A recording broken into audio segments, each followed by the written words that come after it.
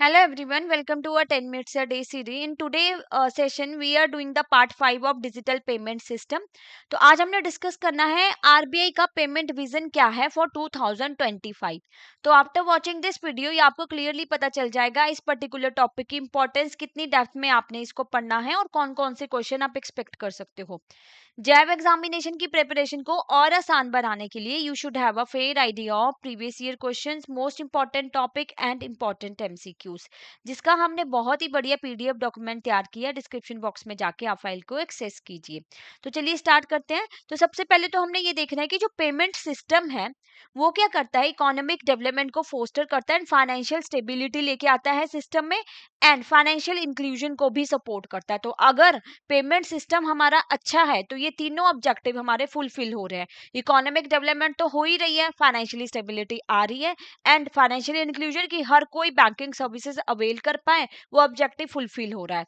तो आरबीआई का one of the strategic important objective जो है वो ये है कि उन्होंने इंश्योर करना है कि जो भी पेमेंट सिस्टम है वो सेफ है, सिक्योर है, रिलायबल है, एसेसिबल, अफोर्डेबल एंड एफिशिएंट.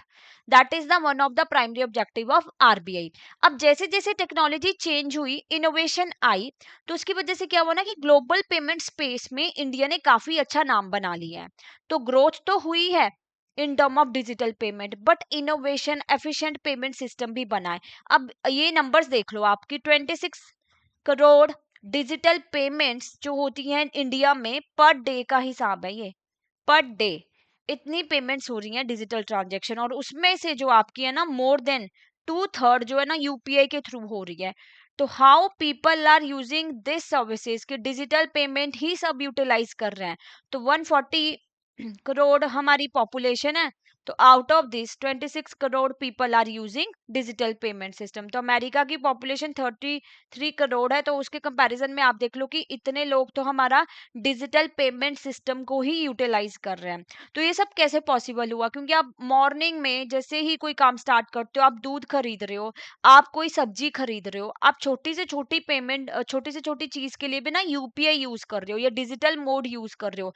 चाहे 10 रुपए की पेमेंट है, 20 रुपए की पेमेंट है, वहां से लेके 5,000 तक की पेमेंट भी आप यूपीआई के थ्रू इजिली कर पाते हो. अब इसका एक इंपॉर्टेंट रीजन क्या है?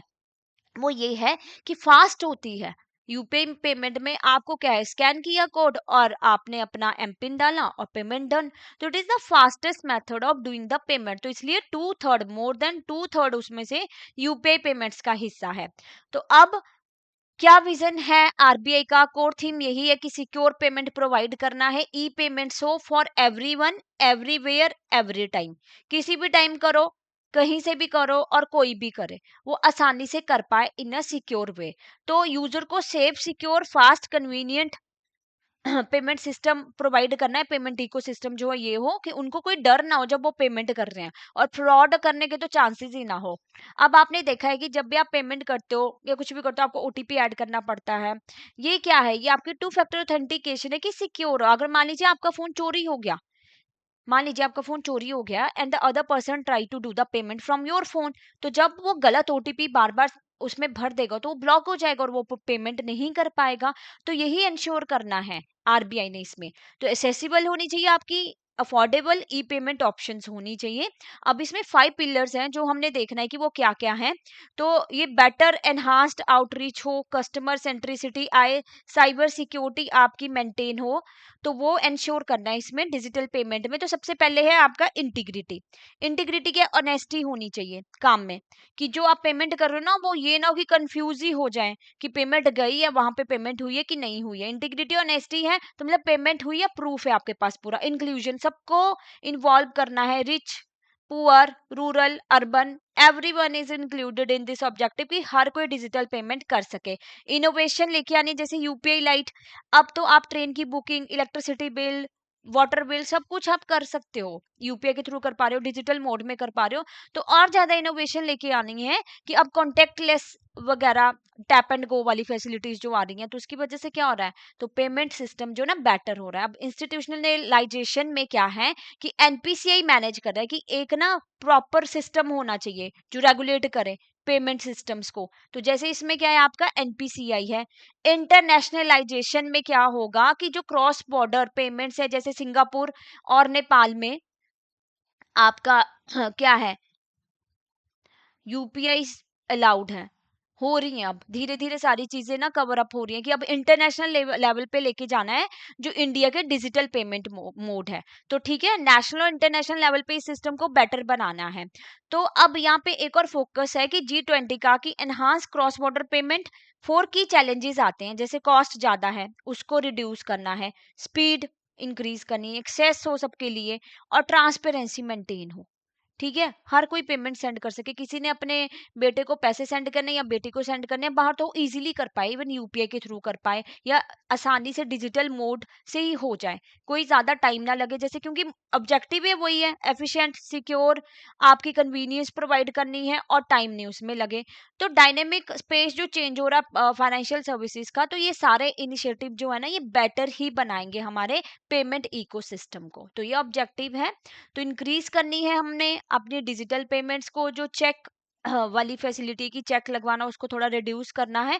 तो ऑल इन ऑल आप ये बात समझ लो कि डिजिटली पेमेंट को, जो फाइनेंशियल इंक्लूजन का ऑब्जेक्टिव है उसको फुलफिल करना है। क्रॉस बॉर्डर जो पेमेंट्स हो रही हैं वो यूपीआई के थ्रू हो पाए, इजीली हो पाए, इंटीग्रिटी हो आपकी, आपकी इनोवेशन आए, और सबको लेके चलना है।